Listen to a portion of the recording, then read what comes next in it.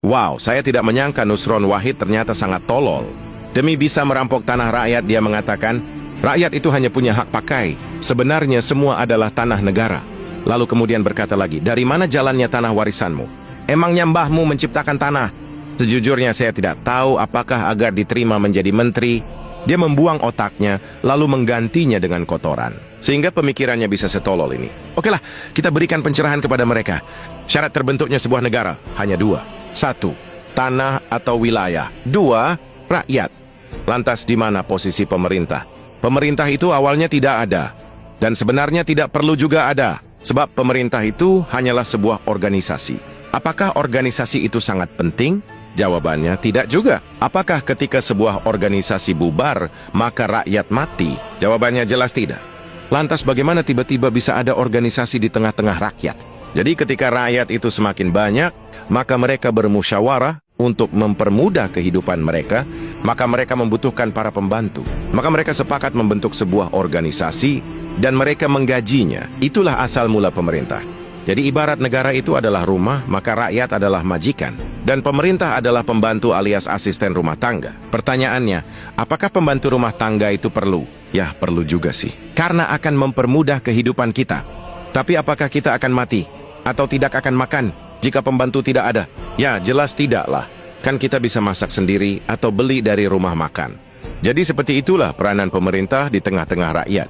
Nah, masalahnya para pelayan di negara kita ini dari awalnya sudah sangat culas. Jadi mereka sering menyamakan pemerintah sama dengan negara. Disinilah awal mula kesesatannya.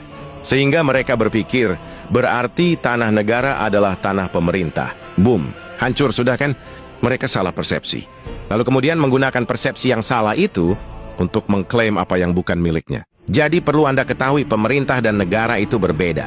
Oke, untuk meluruskan pemahaman mereka, kita akan pakai istilah Yunani. Sebab Yunani adalah pusat filosofi dunia, di mana hampir semua konstitusi negara-negara di dunia itu diadopsi dari filsafat Yunani.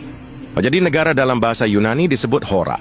Hora artinya adalah tanah, atau wilayah tempat tinggal manusia alias rakyat, kampung halaman atau negeri. Jadi ketika ada puisi berkata, negeriku yang indah elok permai, itu artinya adalah wilayah kelahirannya atau kampung halamannya. Jadi jangan Anda bayangkan pemerintah seperti Indonesia yang isinya Nusron, Sri Mulyani, Omon-Omon, dan para tikus lainnya bisa rusak keindahan puisinya tadi. Kemudian rakyat dalam bahasa Yunani disebut demos. Nah, jadi jika Anda menyebutkan kata demokrasi atau negara demokrasi, itu artinya kedaulatan rakyat. Sebab demokrasi berasal dari dua kata, yaitu demos dan kratos. Demos artinya rakyat. Kratos artinya majikan, pemilik, pencipta, tuan, dewa, ataupun Tuhan. Ini sejalan dengan filosofi Latin, yaitu Vox Populi, Vox Dei. Artinya suara rakyat adalah suara Tuhan, atau kehendak rakyat adalah kehendak Tuhan. Jadi ibarat negara adalah rumah, maka rakyat adalah penciptanya. Kemudian pemerintah di dalam bahasa Yunani disebut kivernisi. Artinya pelayan administrasi, ministry, ataupun pembantu rakyat. Jadi kata pemerintah sendiri, sebenarnya itu sudah sangat sesat. Karena pemerintah artinya adalah orang yang memerintah. Pertanyaannya, bagaimana bisa pelayan yang digaji memerintah tuannya? Ini kan sudah sangat sesat. Jadi kesesatan paradigma inilah yang membuat para pelayan rakyat itu semakin jauh dari fungsinya. Harusnya sebagai pelayan mereka berlutut pada majikan. Tapi sekarang akibat kekeliruan dan kesesatan, tiba-tiba kaki pelayan itu malah diletakkan di atas kepala majikannya. Jadi jika bangsa ini ingin selamat, maka kita harus melakukan revolusi kesadaran.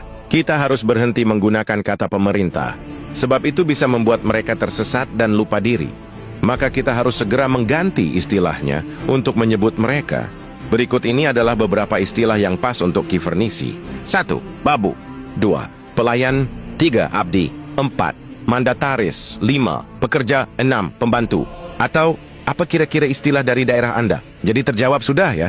Jika si Nusron berkata, emang mbahmu menciptakan tanah? Jawab saja, dasar tolol. Emang pemerintah yang menciptakan tanah? Tanah itu ciptaan Tuhan. Sementara negara itu adalah tanah wilayah tempat tinggal rakyat. Sedangkan pemerintah, atau bahasa tepatnya kivernisi, itu adalah organisasi pelayan rakyat. Bisa ada, bisa tidak. Jadi mari bangkit. Dan beri pelajaran kepada para pembantu kita itu sebelum mereka semakin kebablasan. Hidup daulat rakyat!